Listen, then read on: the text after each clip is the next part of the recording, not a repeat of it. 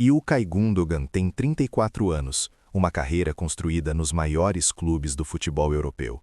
Uma inteligência tática que pouquíssimos jogadores da sua geração conseguiram desenvolver com a mesma profundidade. E uma situação contratual no Barcelona que, dependendo de como os próximos meses se desenvolverem, pode abrir uma janela de negociação que o Flamengo teria interesse real em explorar. Esse é o ponto de partida. E antes que qualquer conclusão seja formada, é necessário examinar essa possibilidade com a seriedade que ela merece, porque estamos diante de um perfil de jogador completamente diferente de tudo que o futebol brasileiro contratou nas últimas décadas. E essa diferença tem implicações que vão muito além do que o debate superficial costuma alcançar.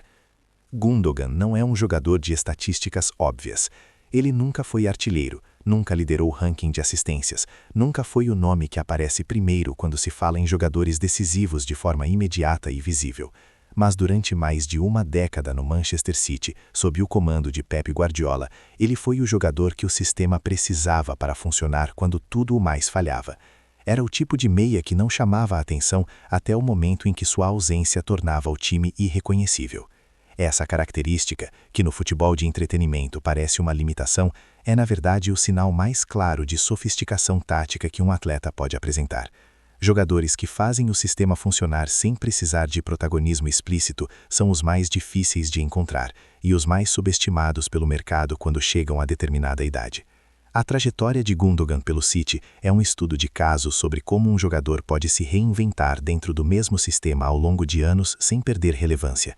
Ele começou como meia de ligação, evoluiu para um papel de construção mais profunda e nos anos finais no clube inglês operava como um falso 8 capaz de combinar funções defensivas e ofensivas com uma fluidez que jogadores 10 anos mais jovens raramente conseguem replicar.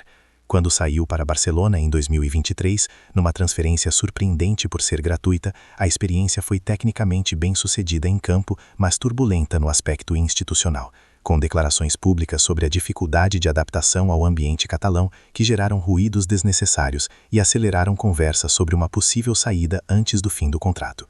É exatamente nessa janela de instabilidade que o Flamengo, ou qualquer clube com ambição e visão de longo prazo, deveria enxergar uma oportunidade que o mercado ainda não precificou completamente. O custo financeiro dessa operação é o elemento que mais distorce a análise quando feita de forma apressada. À primeira vista, contratar Gundogan parece financeiramente simples. Jogador perto do fim do contrato, provavelmente disponível por taxa de transferência baixa ou nula, sem o valor de mercado inflado que caracteriza jogadores mais jovens.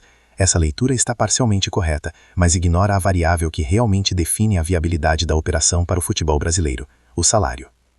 Gundogan recebe no Barcelona um valor que circula na casa de 300 mil euros mensais, possivelmente mais dependendo de bônus e estrutura de contrato. Mesmo que aceite uma redução substancial para jogar no Brasil, o patamar salarial resultante seria desafiador para a folha do Flamengo. Não impossível, mas suficientemente alto para exigir uma estrutura de suporte que vai além do orçamento operacional normal do clube. O modelo que funcionaria aqui é o mesmo que foi mencionado em outros contextos de contratações europeias de alto custo: patrocinadores específicos para o negócio, acordos de direitos de imagem que reduzem o peso sobre a folha salarial pura e uma lisão de retorno que inclui valorização de marca, crescimento de receita e impacto competitivo de médio prazo. Essa engenharia financeira não é ficção, ela existe e foi praticada por clubes de ligas com poder aquisitivo menor que o europeu para viabilizar contratações que seriam inalcançáveis pela lógica tradicional. A Saudi Pro League fez isso de forma explícita e massiva. Clubes da MLS desenvolveram modelos similares com os chamados Designated Players. O futebol brasileiro, e o Flamengo em particular, têm capacidade de estruturar algo análogo se houver vontade institucional e competência técnica na condução das negociações. O que não se pode fazer é avaliar a viabilidade dessa operação usando apenas a lógica de um clube que opera com receitas medianas, porque o Flamengo não é um clube mediano, e tratá-lo como tal é um erro de enquadramento que leva a conclusões equivocadas. A dimensão tática é onde essa contratação se torna verdadeiramente interessante, e onde a análise precisa ser mais cuidadosa para evitar tanto o entusiasmo excessivo quanto o ceticismo reflexivo. O Flamengo tem, no seu meio-campo, jogadores de qualidade individual elevada, mas que às vezes apresentam dificuldade de coesão dentro de sistemas táticos mais exigentes. Gerson é um dos melhores meias do futebol brasileiro quando está em condições físicas ideais, e dentro de um sistema que valoriza sua capacidade de progressão e finalização. Mas Gerson não é um organizador de jogo no sentido mais profundo do termo. Ele é um meia de segunda linha que funciona melhor quando há alguém à frente dele absorvendo a responsabilidade criativa e alguém atrás dele garantindo o equilíbrio defensivo.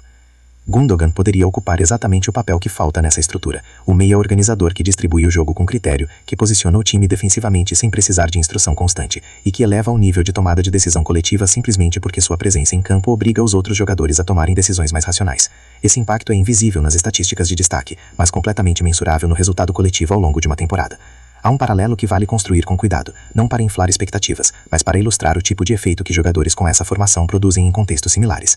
Quando o futebol brasileiro recebeu, em diferentes momentos históricos, meias de formação europeia com alto nível de inteligência tática e capacidade de organização, o impacto sobre os clubes que os contrataram foi consistentemente positivo em termos de desempenho coletivo, mesmo quando o impacto individual não era imediatamente visível para a torcida. O problema é que esses casos foram raros e geralmente mal aproveitados por falta de projeto técnico claro ao redor do jogador. O Flamengo precisaria garantir que não repetiria esse erro. O risco esportivo dessa operação é real e precisa ser nomeado sem eufemismo. Gundogan tem 34 anos. No futebol europeu de alto nível, meias organizadores dessa faixa etária ainda conseguem manter rendimento por algumas temporadas, especialmente porque sua função depende menos de velocidade e explosão física do que de leitura de jogo e posicionamento, qualidades que não declinam na mesma curva que as físicas. Mas o futebol brasileiro tem especificidades que complicam essa equação. O calendário é denso, o nível de intensidade física nos duelos é elevado, as viagens são longas e frequentes, e a adaptação climática e cultural exige um período de ajuste que jogadores mais velhos gerenciam com mais dificuldade do que os jovens. Se Gundogan chegar ao Flamengo e precisar de 3 ou 4 meses para se adaptar completamente, o clube terá perdido parte do investimento sem retorno proporcional num período em que o calendário competitivo não espera adaptações. Esse risco não é hipotético, é documentado em várias contratações de jogadores europeus em fim de carreira que chegaram ao Brasil com expectativa elevada e entregaram rendimento pleno quando a temporada já havia comprometido parte de suas possibilidades. A gestão desse risco passa por uma decisão de contratação que raramente é tomada com o rigor necessário, a definição clara, antes da assinatura, de qual será a carga de jogos do atleta, qual o protocolo de preparação física na chegada e qual o critério de avaliação de rendimento que determinará se ele está cumprindo o papel para o qual foi contratado. Contratações sem esses parâmetros definidos se transformam invariavelmente em situações onde o clube não sabe se deve poupar o jogador ou exigi-lo, e o jogador não sabe se deve forçar seu ritmo ou preservar seu corpo. Essa ambiguidade é cara e evitável.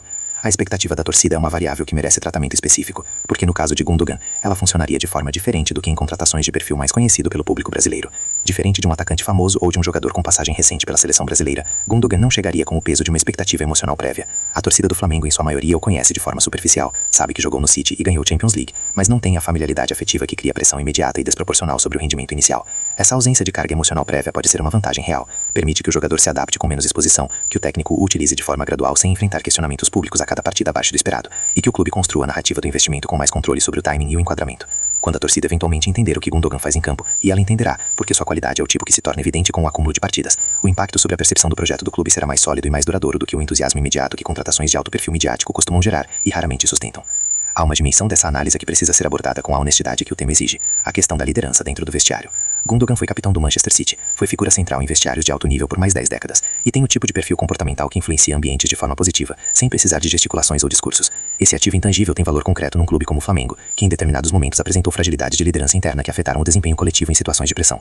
Um jogador com a experiência de Gundogan não resolve esse problema sozinho, mas contribui para um ambiente de mais exigência e menor tolerância a comportamentos que comprometem o coletivo. A leitura final que essa análise constrói é de oportunidade sofisticada com risco gerenciável.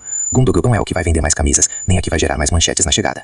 É a contratação que, se executada com inteligência e inserida num projeto técnico claro, pode ser a diferença entre um Flamengo que compete e um Flamengo que domina. Essa distinção pode parecer sutil, mas no futebol de alto nível, onde os títulos são decididos por margens pequenas ao longo de temporadas longas, é exatamente o tipo de diferença que separa os clubes que constroem ciclos vencedores dos que acumulam campanhas respeitáveis, sem conquistar o que sua grandeza prometia.